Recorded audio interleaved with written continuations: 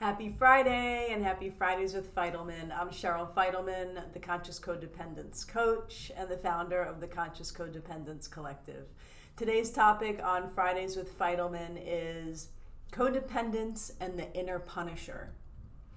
Really going to take a look today at anger and how we may demonstrate anger at ourselves, how we may demonstrate anger at other people, and that perhaps anger is a compilation of many feelings and emotions. It's not just one.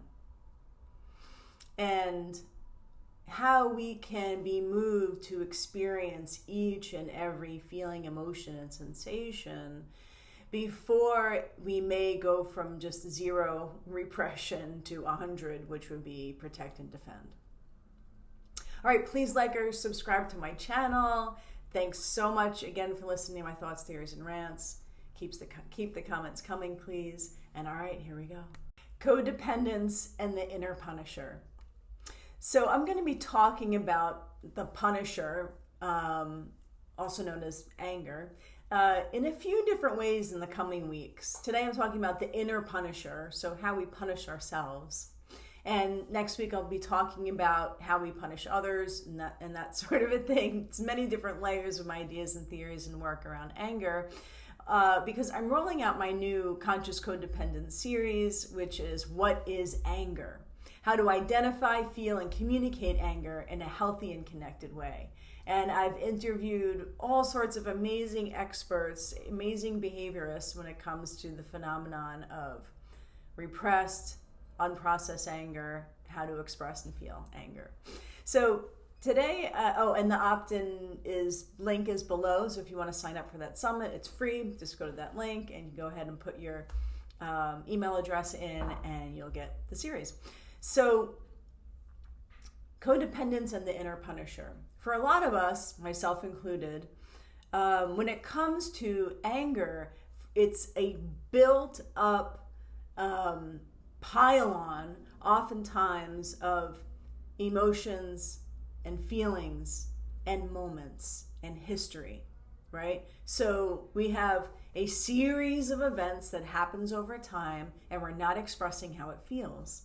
Because as codependents, we're trained to not express how it feels to others and maybe not even express to ourselves how we feel about something.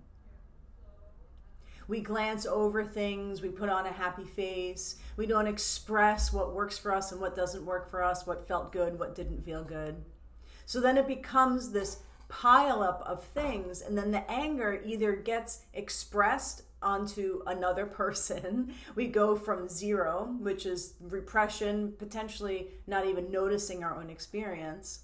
For some of us, we notice it, we ignore it, we just do like a lone wolf thing. I'll deal with this myself and not talk to somebody else about it. From 0 to 100, which is all of a sudden our nervous system is flooded. We're feeling all of these sensations. We're feeling threatened. We're feeling unsafe, and we go straight into protect and defend.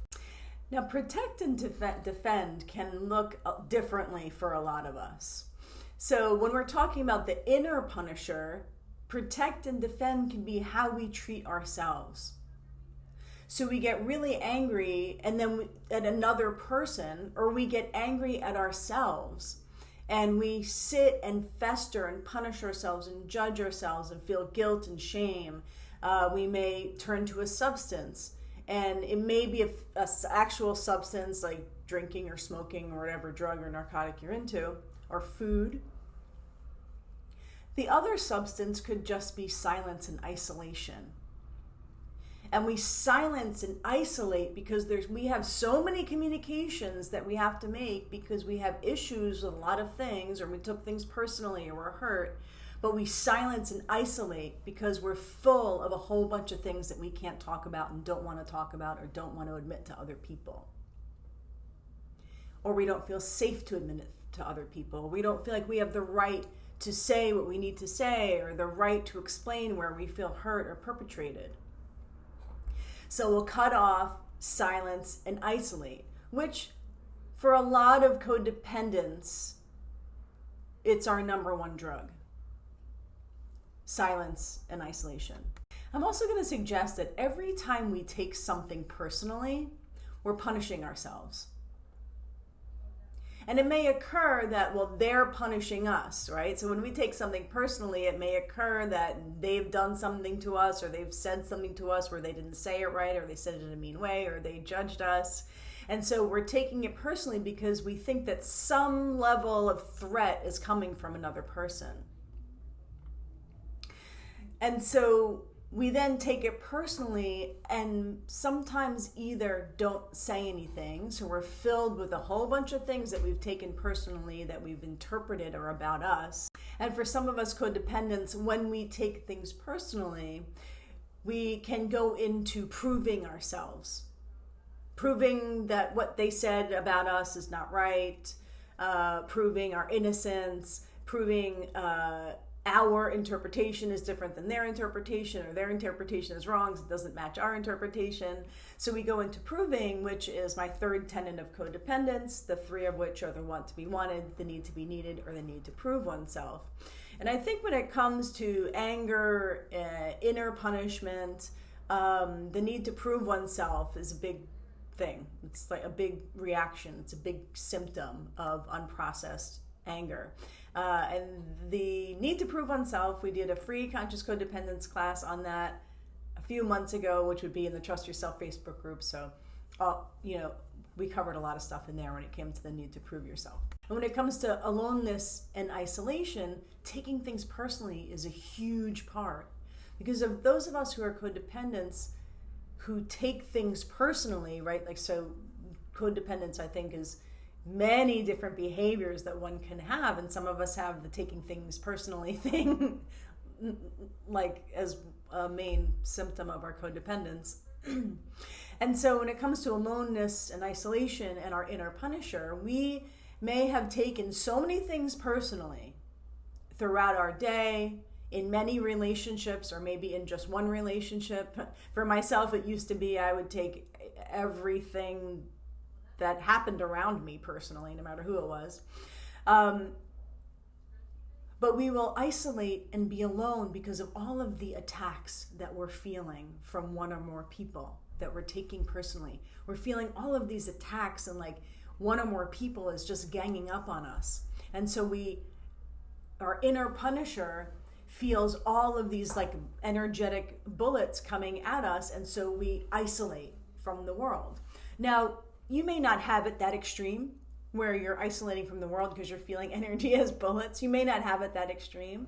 You may have different levels of isolation and repression and just kind of keeping things that are bothering you to yourself. And keeping things to ourselves can also come with a lot of shame and inner judgment. Additionally, inner punishment also shows up when we keep it to ourselves and start yelling at the other person in our mind. We start replaying the situation and then like getting it out. We're getting it out at them in our mind. That is punishing ourselves. It's a lot of internal cognitive energy. It's soaking up your time, and the energy of thinking about and dreaming about punishing the other person is actually energy that is soaking up your own time and your own energy and your own thoughts and your own visceral experience of the current moment. If your visceral experience of the current moment is internally yelling at somebody else, you're really actually just yelling at yourself in the moment. And that replaying of situations in our mind, it's because our nervous system is hooked into having some completion. Oh, if I just said this to them, or if I just said that to them, or if I would have done it this way, or if I would have yelled at them, or if I would have stood up for ourselves. Our nervous system and our cognition is on a hamster wheel searching for completion. And that search for completion is actually a process of punishing ourselves. There's so many layers to this, and I have so many ideas about it. I could go on and on about it. I'm trying to make my Fridays with Fidelman videos a little shorter, but it's, I have this conscious codependent series on what is codependent anger, so that many more of my thoughts and works and musings and theories and ideas are in those interviews as well. So sort of get it out. I get it all out in those interviews. But I'm going to just throw in another one, which is another form of inner punishing. When we get hooked into comparing ourselves, when we are focused on noticing where we may be inferior, when we're hooked into putting our safety into another person's hands, when we're hooked into feeling that we're intrinsically less valuable, when we think that we can't possibly live up to our potential, when we're judging ourselves as less than, even in the moments when we're judging ourselves as more than another person. These are all acts of inner punishing or self-punishment. And when I say aloneness and isolation, it doesn't necessarily have to mean you're literally alone. It could mean that, but also we can be with somebody and be completely alone. I put out a Fridays with Fidelman video. This was, last year, I'm not sure when it was, called Alone, Loneliness, and Isolation. And that with the idea that perhaps we're always alone, whether we're with people or not, the more we're in relationship with ourselves, the more alone we are. We're in relationship with ourselves first, and then we're in relationship with others. So that's a whole nother bunch of ideas that I have. And I'll put the link to that video as well down below, Alone, Loneliness, and Isolation. What I mean by that when it comes to self-punishing is that we can be right in front of a person. Something is bothering us, and we don't say it. And we collapse in on ourselves with our sadness and our anger and our upset. And we separate more and more from that person. And we go into isolation with company. Happens so much in marriages and in romantic relationships, at the job, happens in many relationships. Mostly it happens in romantic relationships, where for those of us codependents who were raised by rageaholics, myself included, or parents who had impromptu, out of nowhere demonstrations of just rage. So their rage was outward. And as we witnessed that rage, we went inward into fear and protection. The rage that we saw demonstrate outward, we went inward with it. So any kind of rage or anger that we may feel gets turned in on ourselves. Getting back to what is anger to begin with. Anger is a compilation of emotions. It's a collage of emotions. And it could occur as so one-dimensional. I'm threatened, so I'm angry. My boundaries were crossed, so I'm angry. We may also have been raised in a family where emotion just wasn't expressed. It was either overly expressed or underly, if that's a word, or underly expressed or underexpressed. So to be in real-time connection with what's going on for us is very foreign. And so we lean into silence and repression and fear and sadness and disconnection and not really connected with that is happening. We may feel a little bit of fear, we may feel a little disappointment, we may feel a little misinterpretation, we may feel a little bit of taking something personally, and then there's all these little sort of twinges and things. This is where anger is being a compilation of emotions and experiences. We don't feel all the slight twinges or acknowledge or validate the little fears, the little things that takes things personally, those little tic-tac sized things, until it all builds up into what we may call anger. Now, anger can be a beautiful and important emotion and experience if, when one is angry, they are 100% clear whether or not they are actually being threatened. Because oftentimes we go to anger because we are in the illusion that we are being threatened. Because when it comes to codependence as a demonstration of unhealed trauma, our nervous system, at some point in our developmental years, lost its ability to tell the difference between a real threat and a perceived threat. So I will talk about this way more in the Conscious Codependent series on what is codependent anger. Again, you can go to the link below. I think it's just codependentanger.com. Put your email address in and you'll get the series for free. It launches in just a few weeks. And a big, most important piece of this conversation is really healing our nervous system to a point where we can tell what is a real threat and what is a perceived threat. To reinstall the relationship to safety back in our nervous system. And for some of us, it was never there to begin with, because we experienced such unsafety straight from the get-go. For some of us, we had the experience of safety and it was traumatized out of us at some point after living some years of feeling safe. So we either had it and we lost it, or we never had it. This is a huge root of our relationship with anger and going from zero to protect and defend.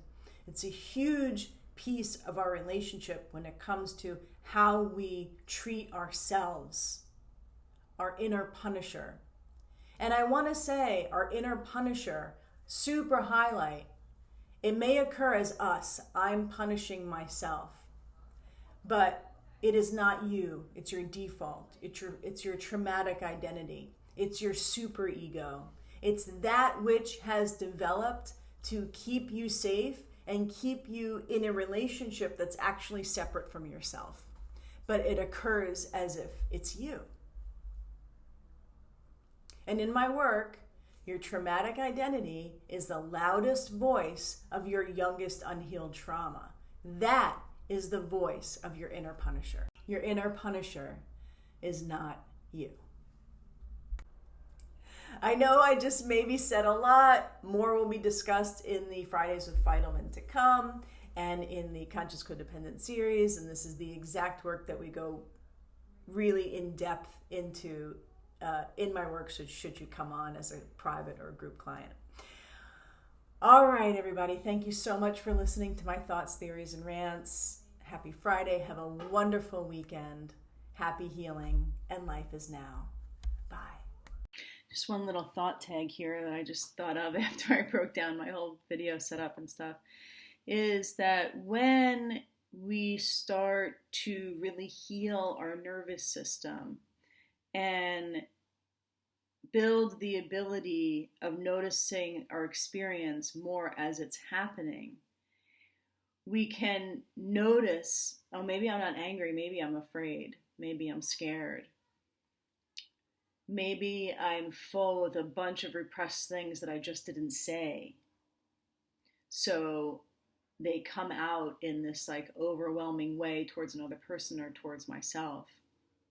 So the idea of doing somatic healing, healing your nervous system, trauma healing work, being in conscious codependence recovery, is to start to train yourself to be well aware of what you're feeling, what you're experiencing, and how you're interpreting the world at any given moment before it completely builds up to a point where someone gets hurt, most importantly, yourself.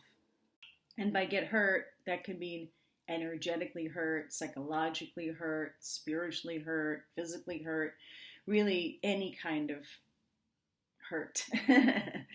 But for those of us who are codependents, if it's an energetic pain or a spiritual pain or an emotional pain, we don't always notice it or we'll ignore it.